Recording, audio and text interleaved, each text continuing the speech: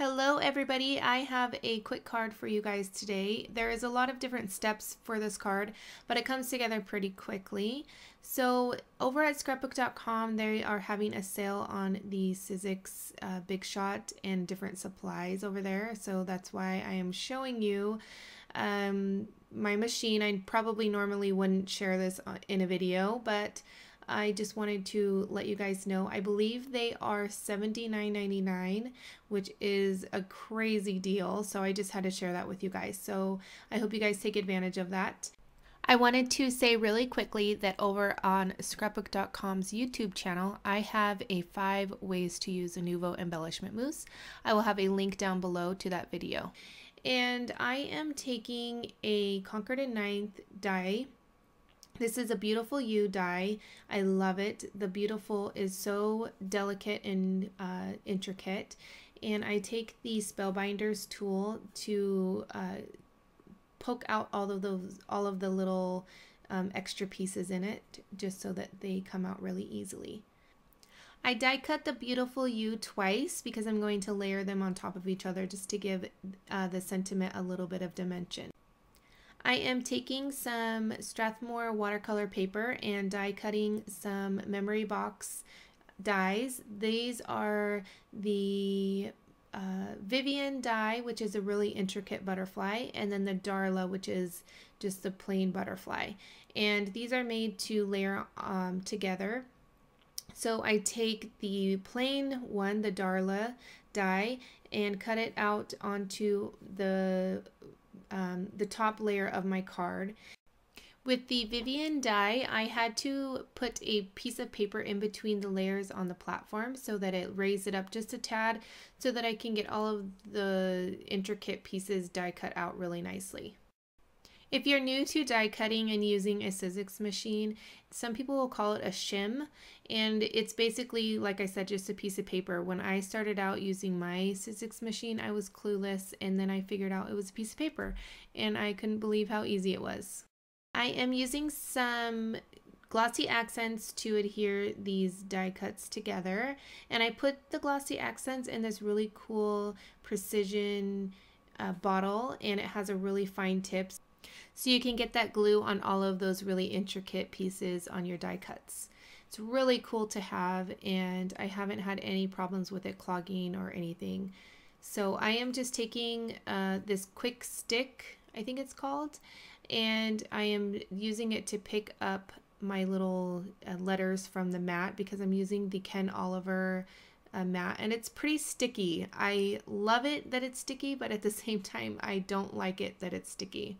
I don't know, I'm weird. I love it and hate it. So anyways, I am going to be embossing these die cuts these letters and the sentiment. Even though they're black, I wanted it to have just a little bit more dimension and interest for the card. So I am using some VersaMark ink. VersaMark ink is really sticky. When you take your embossing powder, it's going to stick to whatever the VersaMark is on. And this is some Nuvo embossing powder in jet black, I believe. You want to be sure to add all of your excess embossing powder back into the container so it doesn't fly everywhere.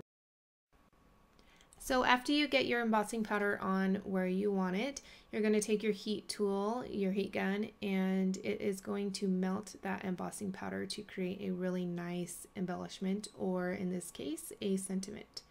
I'm going to be doing the same thing to this butterfly, and I'm just taking that quick stick just to kind of smoosh that into the VersaMark.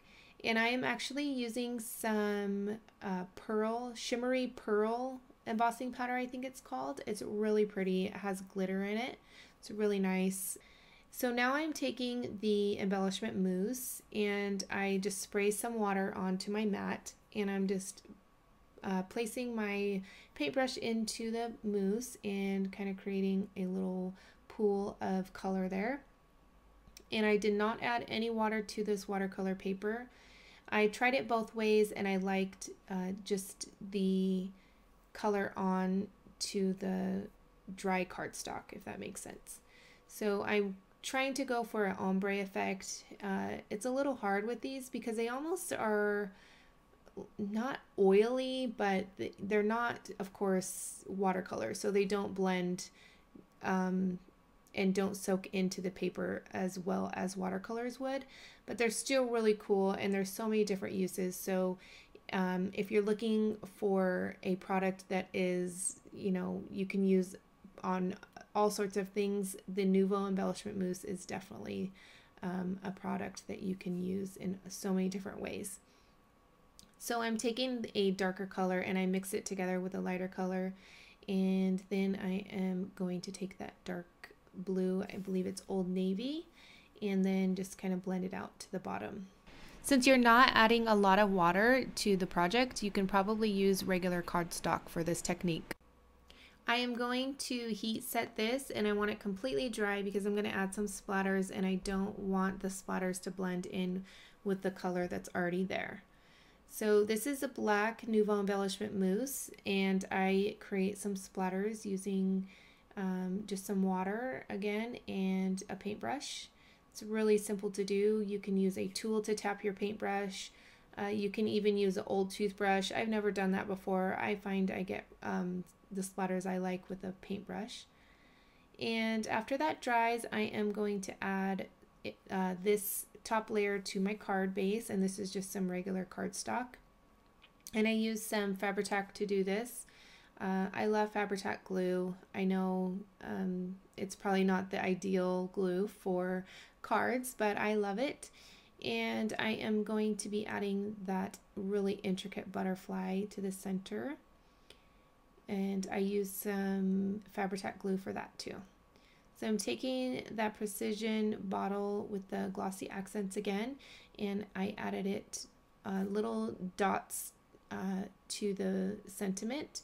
You don't want to add too much, or else it's going to pool out from the sentiment and create a big mess, and you don't want glossy accents in places that you don't want, obviously. So I'm adding the little letters, and it spells U, and I love that they're two different fonts. It really creates a lot of interest for the card. I'm going to finish this card with some sequins, and these are from Prima. You can use any sequins. I almost was going to use beads, but I didn't find any in my stash that I liked for this card. So I'm taking the quick stick, and it's very old.